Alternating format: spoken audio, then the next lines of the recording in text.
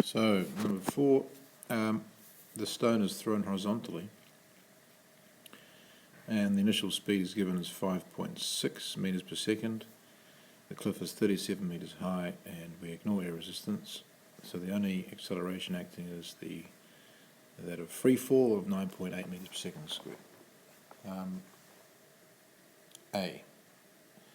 Find the time taken for the stone to fall to the bottom of the cliff. Well, the vertical initial velocity u is 0, so we can use the displacement equation ut plus a half at squared. So the first term ut drops away, and that leaves us with displacement s equals a half at squared. If we rearrange that equation making t the subject, we would have t equals 2 times the displacement s over the acceleration a, all square rooted.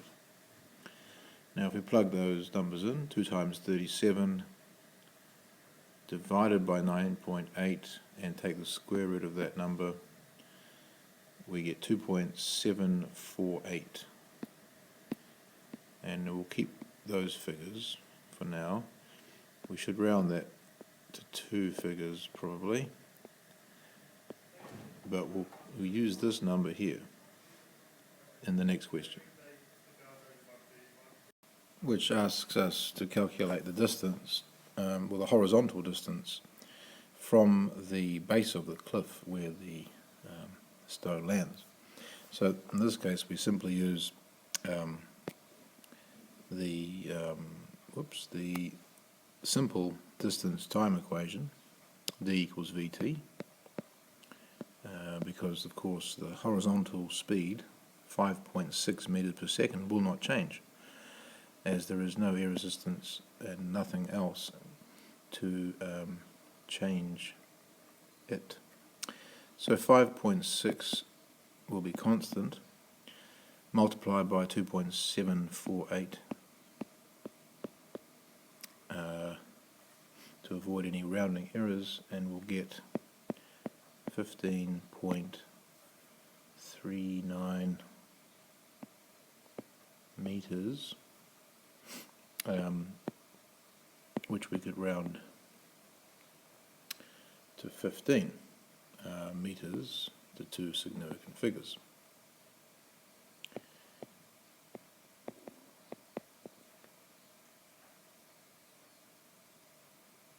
Now, question C, we're asked to find the vertical components of the velocity of the stone when it lands, or just before it hits the ground.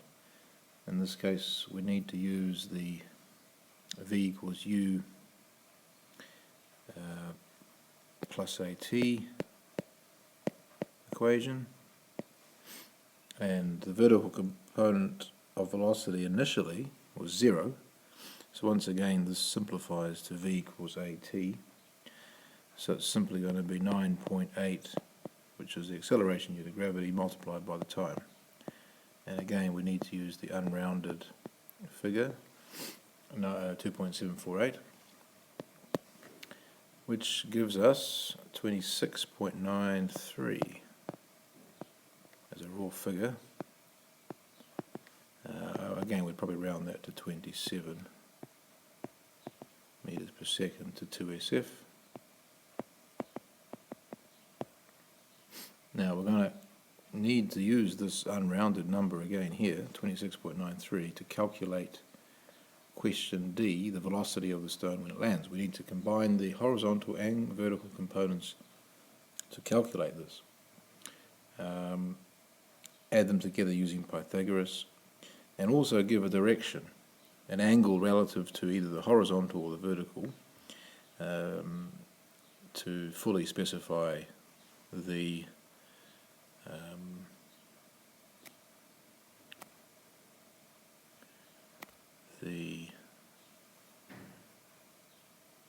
velocity of the stone when it lands.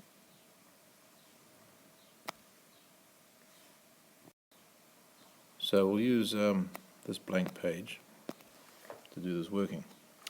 So the velocity, the size of it first of all, is just simply combining the two components upon impact, we had the 5.6 horizontal plus the rather large, much larger 26.93 vertical. So I'll just sketch this vector diagram so you can see what's happening in terms of the addition of these two vectors. This resultant is the velocity we are calculating in question D. So using Pythagoras, we're going to go 5.6 squared plus 26.93 squared, and then take the square root of all that, and you get an answer 27.5 meters per second for the size of V. Now the direction, well, we'll take the opposite over the adjacent, and we'll find this angle here, this one, relative to the vertical velocity component, and so we'll need to use the tan inverse of 5.6 divided by 26.93 to calculate that angle. 5.6 is the opposite, and 26.93 is the size of the adjacent in that triangle, and would get the answer 11.7 degrees, which again would probably round up to 12 degrees to two significant figures.